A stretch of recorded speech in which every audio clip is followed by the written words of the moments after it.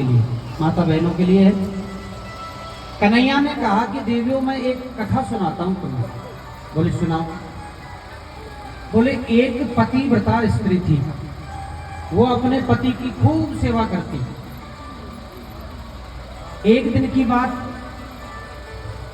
उसका पति, वो जो देवी है वो आंगन में बैठ करके और अनाज साफ कर रही थी।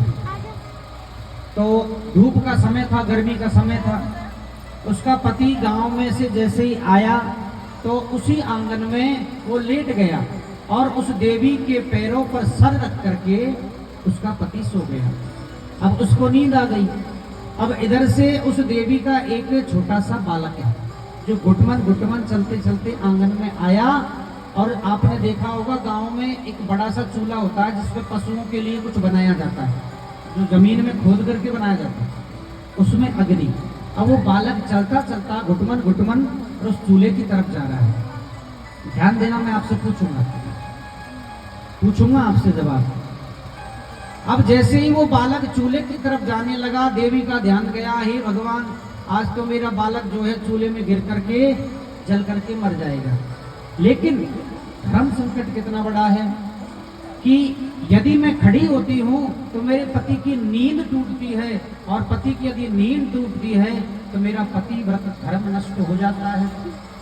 और यदि मैं खड़ी नहीं होंगी तो मेरा बालक जल करके मर जाएगा। क्या करूं? आंखें बंद करके वो देवी रो रही है। वो बालक जाकर के कुएं में, उस चूल्हे में कूद जाता है, उस अग्नि के अंदर। आज उस देवी ने प्रण कर लिया, विचार कर लिया कि आज मेरा बालक जिंदा नहीं बचेगा।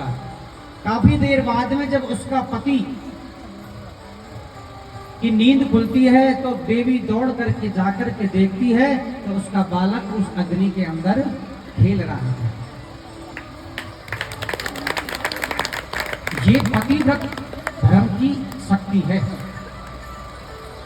कन्हैया देवियों को सुना रहे हैं गोपियों को।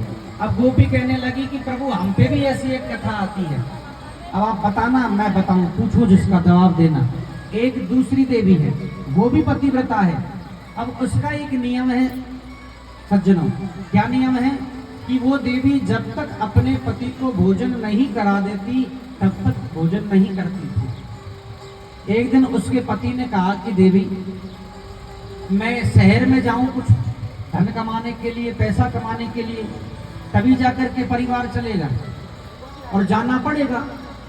तो उस देवी ने कहा कि प्रभु स्वामी यदि आप चले जाओगे तो मेरा प्रण का क्या होगा? कौन सा प्रण? बोले मैंने प्रण कर रखा है कि पहले आपको भोजन कराऊं उसके बाद ही मैं भोजन करूं। यदि आप चले जाओगे तो फिर मेरा कैसे होगा? तो उसके पति ने एक अपनी फोटो अपनी पत्नी को दी। तो बोले देवी मेरे फोटो को प्रसाद लगा करके और स्वयं भोजन कर लेना। काफी दिन तक ऐसा चलता रहा। वो देवी फोटो के सामने थाली रख दे और